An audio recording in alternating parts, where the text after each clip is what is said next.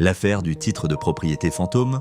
Un acheteur cherche à acquérir un terrain ou un appartement rapidement pour investir ses économies. Comme vous voyez, j'ai besoin de liquidités rapidement pour mon projet. C'est pour ça que je fais cette offre spéciale. 20% en dessous du marché, c'est formidable. Je suis prêt à signer. Il tombe sur une annonce très attractive, un bien situé dans un quartier prisé, proposé à 20% en dessous du prix du marché car le vendeur prétend avoir un besoin urgent de liquidité pour un projet à l'étranger. 1.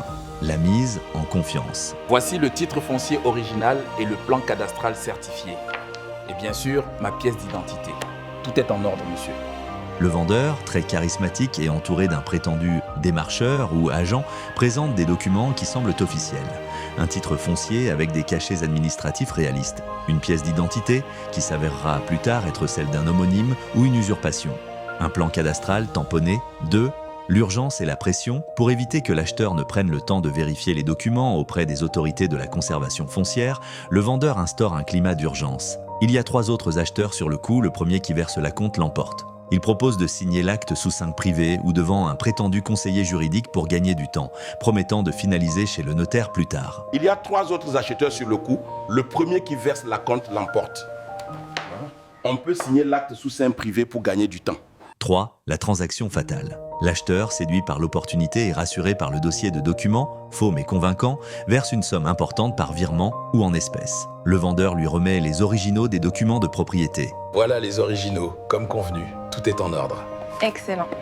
Je suis très satisfait des garanties. 4. La découverte de la fraude.